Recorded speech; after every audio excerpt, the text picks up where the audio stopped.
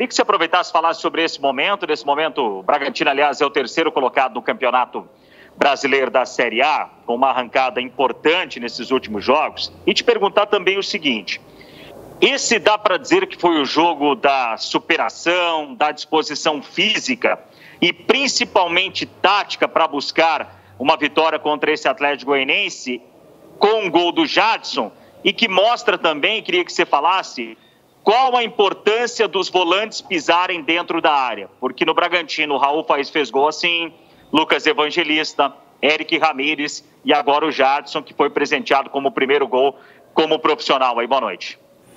Boa noite, Eberson.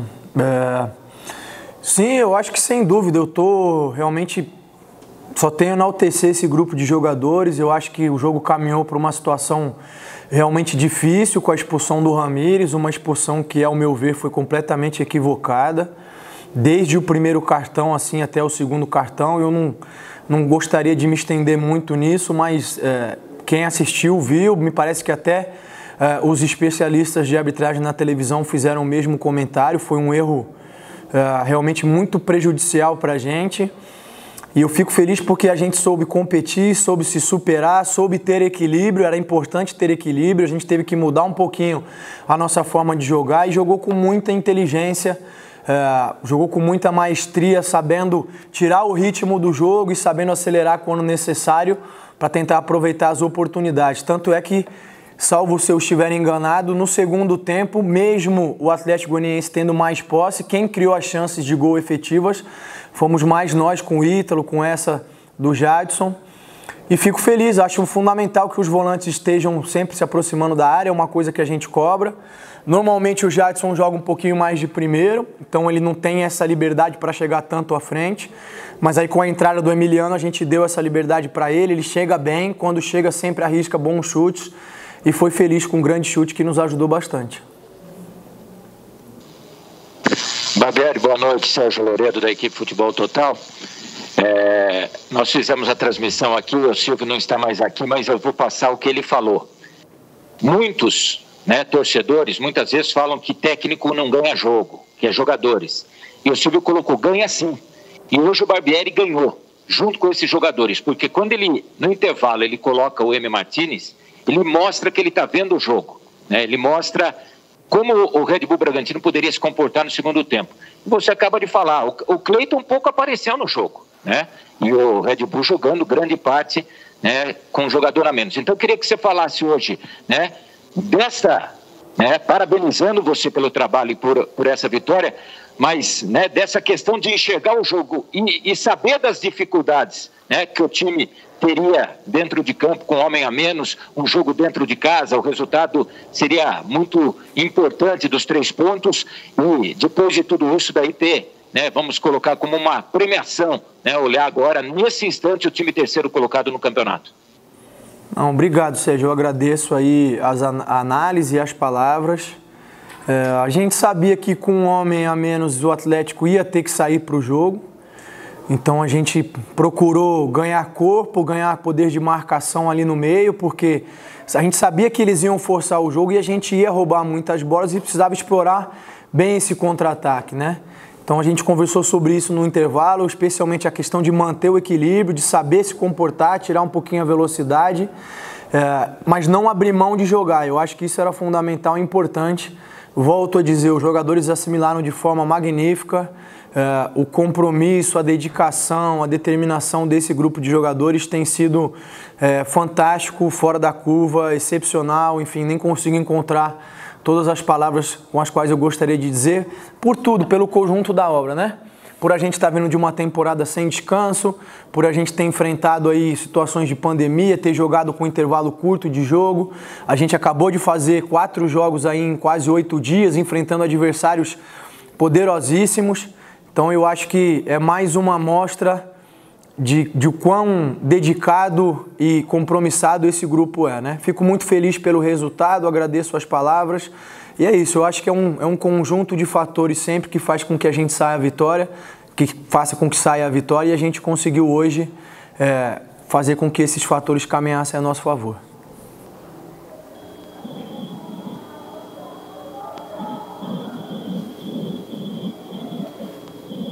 Jorginho, seu áudio não tá saindo aqui pra gente.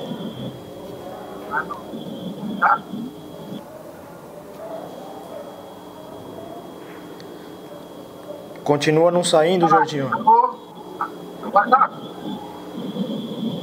Agora tá bom. Tá bem baixinho, agora pode falar, mas tá bem baixinho. Tá. Vamos lá, Bruno Preço, Rádio Alfa Mix. Barbieri, queria que você falasse um pouco sobre a importância de voltar a vencer em casa, né? E a equipe com um a menos também não tomou gol, né? E é o objetivo da equipe também ele ficar entre os 4 primeiros para ir direto para a Libertadores, sem saber se vai ser campeão ou não, logicamente, da Sul-Americana contra o Atlético Paranaense? Bom, fico feliz que a gente tenha conseguido buscar a vitória, mesmo com essa situação adversa. O fato de não tomar gols é importante, eu acho que demonstra a solidariedade coletiva, né, dos jogadores, todos se ajudando, todos compromissados em atuar tanto defensivamente como ofensivamente. A gente quer permanecer o mais alto possível na tabela, independente da questão de ter possibilidade de brigar pelo título ou não. Algumas rodadas atrás a gente conversou sobre isso, porque a gente realmente vinha oscilando e deixando a desejar, principalmente no rendimento da equipe, né? Teve um momento do campeonato em que a gente realmente não estava tendo um rendimento satisfatório e condizente com aquilo que a gente podia. Então nós conversamos todos e voltamos a focar no rendimento. Eu acho que o caminho é esse, a gente sempre entra para fazer o melhor jogo possível. Muitas vezes a gente não vai conseguir, mas conseguindo na maioria das vezes, como tem sido o caso, os resultados aparecem, são consequência do que a gente faz em campo e aí nos permite estar brigando no topo da tabela como a gente faz. Boa noite, Barbieri, Rodrigo Seixas do Correio de Atibaia. Hoje o Arthur não pôde jogar, ele testou positivo para a Covid e acabou entrando o Elinho. Eu queria que você falasse como muda o time com o Elinho. Acho que o Elinho até teve bons momentos no jogo, sofreu o pênalti. E eu queria que você falasse também sobre o Praxedes, né? Ele acabou batendo o pênalti, desperdiçou a oportunidade de abrir o placar. O quanto da partida poderia ter sido diferente ali e se ele acaba sendo o escolhido com o Arthur fora do time, o Praxedes acaba sendo o batedor de pênaltis. Eu acho que o Elinho entrou muito bem. Fez uma grande partida, até por ele estar muito tempo sem iniciar os jogos ali. Acho que o último foi contra o Fluminense, que ele também foi bem, fez um gol muito bonito. Ajudou muito a equipe, não só com o lance do pênalti, mas na marcação, criando outras oportunidades. Fiquei muito feliz com o desempenho dele. Em relação ao Praxedes, ele teve um entorse numa entrada dura ali, ele quase não volta. E aí, por uma questão tática e também pela questão da condição física dele, a gente optou por trocar ele no intervalo, entendendo que o jogo pediu uma outra leitura e uma outra dinâmica, né? Sobre o pênalti é difícil responder como seria o jogo se tivesse feito ou não, vai entrar muito na questão da especulação, né? E eu não me sinto confortável de entrar muito por aí. Eu gostaria mesmo de enaltecer o jogo que a equipe fez, ainda com essa condição difícil, contra um adversário que já demonstrou muita capacidade durante a competição. Eu acho que a gente fez realmente um jogo fantástico dentro das condições que a gente tinha e mereceu, sem dúvida nenhuma, os 3 pontos. Boa noite, Barbieri, Angelito da TV Bandeirantes de Campinas.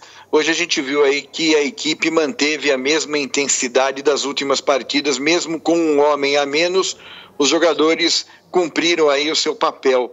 A pergunta é, o que fazer com que essa intensidade possa trazer mais gols? É avançar mais ainda os atacantes? É propor o jogo para que o adversário se exponha mais? E o Arthur, ele faz falta numa intensidade como a de hoje?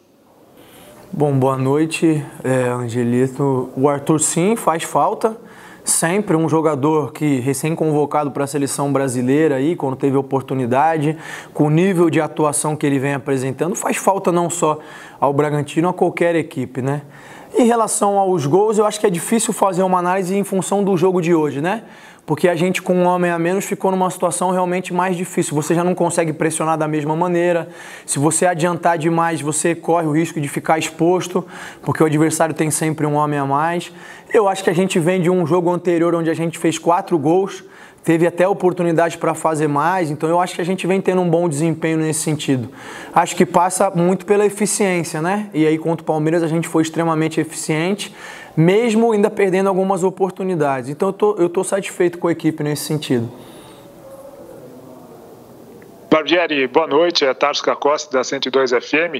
Ainda sobre a questão do pênalti, o Praxedes nitidamente não tinha condições de bater porque estava mancando, tinha acabado de tomar aquela pancada. E, além disso, não seria o Ítalo a primeira opção para cobrar pênalti com a ausência do Arthur, que é o cobrador oficial? E uma segunda questão em relação à arbitragem. O Ronald poderia ter sido expulso no primeiro tempo, levando o segundo cartão vermelho. Ele não usou o mesmo critério da expulsão do Ramírez. Na segunda etapa, o Arnaldo também já estava com cartão amarelo, fez uma falta que seria para cartão amarelo, poderia ter sido expulso, não foi. E o lance mais grave, na minha opinião, a entrada do Janderson para cima do Léo Ortiz, que foi uma agressão, né? Entrou com uma solada por baixo e também deu um soco no rosto do zagueiro do Bragantino, e o VAR não acionou a arbitragem. Passadas mais de 25 rodadas, ainda fica difícil entender os critérios da arbitragem, especialmente com relação ao VAR.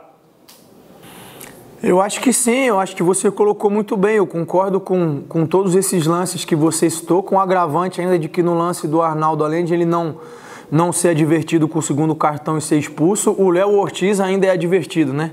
Quer dizer, uma inversão total de critério. Claro que o Léo não pode exagerar nas reclamações, mas eu nem achei que foi o caso, porque era nítido a diferença de critério adotada. E aí a gente acaba ainda sendo prejudicado duas vezes, né? Como esses outros lances que você citou. Sobre os lances do VAR é difícil eu opinar, porque eu não tive acesso às imagens. Tenho que sempre partir do pressuposto que eles estão fazendo a análise correta. E aí também tem a questão de que muitos lances não podem passar pelo crivo deles, né? Os lances que são de questão interpretativa, o VAR não tem poder de estar atuando, embora já tenha atuado em alguns momentos de forma equivocada, inclusive contra nós. Mas, enfim, não é porque se cometeu um erro lá atrás que deva se continuar cometendo.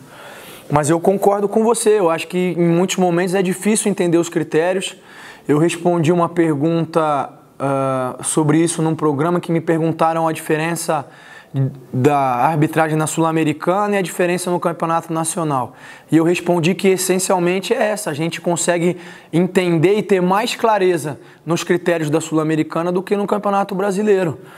Ainda que a gente discorde da mesma maneira de algumas marcações, que a gente discorde de algumas decisões que são tomadas, o critério ele é mais uniforme. E aqui muitas vezes a gente fica muito confuso sobre o que é pênalti, sobre o que não é, sobre o que é mão, sobre o que não é, sobre o que é entrada temerária, sobre o que não é, sobre o que é lance para cartão porque matou um contra-ataque, sobre lance que não é.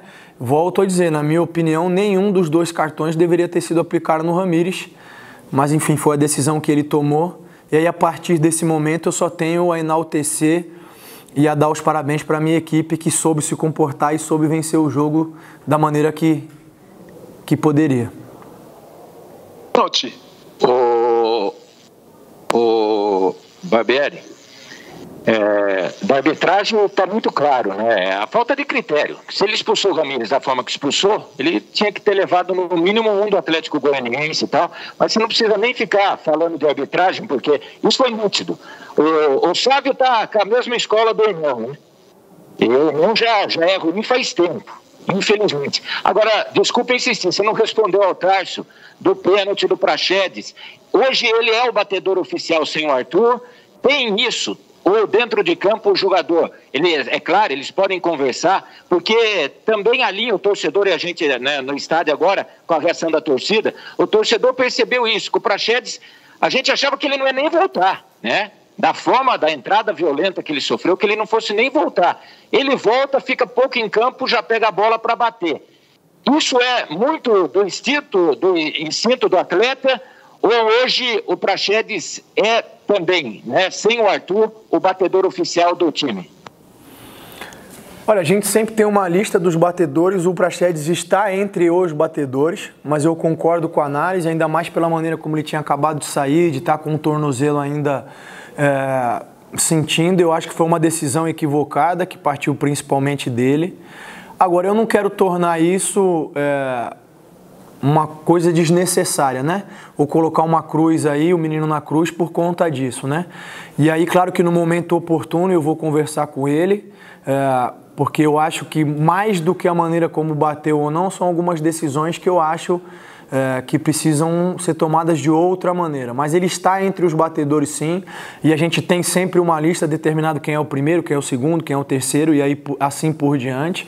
Agora, os jogadores, é claro que eles têm autonomia, porque se o primeiro, por qualquer razão, cede sua vez ao segundo, ao terceiro, ou isso ou aquilo, é uma decisão dele, às vezes pode não estar num bom momento, enfim, pode decidir que não quer bater ali, e aí não faz sentido obrigar um jogador que talvez não se sinta confiante ou confortável a bater. E é isso, o assunto é esse, está encerrado nesse sentido. A partir do momento que a gente se reapresentar, a gente vai conversar. Eu entendo o questionamento de vocês, mas eu acho que ele acaba por aí. Eu acho que não vale a pena a gente ficar se estendendo muito mais nesse ponto, não. Fala, Barbieri, Jorginho, Alfamix da FM, beleza? Boa noite, parabéns pela vitória. E como estou falando no começo aí, a superação aí do homem, né? Eu falo o seguinte, o Jadson, pela sequência, você daria a sequência de jogos ao Jadson, esse sucesso que ele está tendo aí durante umas 5 partidas aí, como um dos melhores em campo. E sobre o Gabriel Novaes, por que você tirou ele naquela minutagem de jogo, que você tinha acabado de entrar? Foi uma opção tática ou ele sentiu o Gabriel Novaes? Bom, em relação ao Jadson, eu acho que o Jadson tem apresentado um desempenho muito, muito bom. Tem sido uma das referências nossas dentro de campo, não só pelo gol, mas pela maneira como ele tem atuado, ajudando na marcação, ajudando na saída de jogo, com a distribuição de passes. É um jogador que tem se mostrado num momento realmente especial. Em relação ao Gabriel, o Gabriel não tinha participado dos treinamentos por uma questão médica. Eu coloquei ele porque era a opção de velocidade que eu tinha para o lugar do Coelho. O Coelho, em função da sequência de jogos que a gente falou aí, desses 4 jogos em 8 dias, apresentou um desgaste, já não estava mais conseguindo desempenhar num alto nível, e o jogo deles era todo em cima do Janderson, aqui pela direita deles, esquerda nossa. Então o Gabriel conseguiria ajudar tanto na marcação, como ajudar a gente com a velocidade, com a imposição física para segurar a bola. Mas eu acho que o fato dele não ter treinado nos últimos dias, ele sentiu um pouquinho o ritmo, e aí depois eu troquei já nos acréscimos também como uma maneira de esfriar o jogo, adiantei um pouquinho o Luan para a gente ganhar essa primeira bola. Se eu não me engano, faltava só 2 ou 3 minutos, não teve nada a ver com uma questão tática, foi mais para o Gabriel ter afogado um pouquinho e também fazer uma troca para ajudar a segurar um pouquinho o jogo. Vitor Hugo pela 102 FM. E na próxima partida você não vai poder contar com o Ramires, que levou o cartão vermelho e está suspenso. Você pensa em fazer como hoje, adiantar o Jadson e colocar o Martínez como primeiro volante, ou foi uma ocasião da partida? E uma segunda questão, se você me permite, como você analisa esse próximo confronto, que será o duelo do Bragantino, que tem a segunda melhor campanha fora de casa, contra o Ceará, que é o terceiro como mandante, mas que nas últimas 5 partidas dentro de casa só tem uma vitória? Eu acho que essa situação do Jadson e do Miliano é uma das possibilidades. A gente ainda vai ver com calma, eu preciso ver como os jogadores vão se reapresentar, mas sem dúvida nenhuma é uma das possibilidades, existem outras também, né? Em relação ao Ceará, eu acho que a gente vai enfrentar um jogo difícil, sempre é muito complicado jogar lá. O Ceará é uma equipe de bastante imposição física, geralmente o gramado lá é o gramado que segura um pouquinho mais, não deixa um jogo tão rápido, eles têm jogadores muito altos, apostam bastante na bola aérea, enfim, tem jogadores de velocidade para usar o contra-ataque. Eu acho que independente do momento em que eles estejam atravessando, sempre é uma equipe forte, especialmente em casa, como você citou pela campanha, né? Então a gente tem um desafio grande pela frente, agora é se preparar da melhor maneira, analisar com calma, ver qual é a melhor estratégia para a gente iniciar o jogo e tentar buscar os 3 pontos, porque assim como eles têm uma boa campanha em casa, a gente também tem uma excelente campanha fora, e vamos tentar fazer valer esse fator da nossa campanha para buscar a vitória.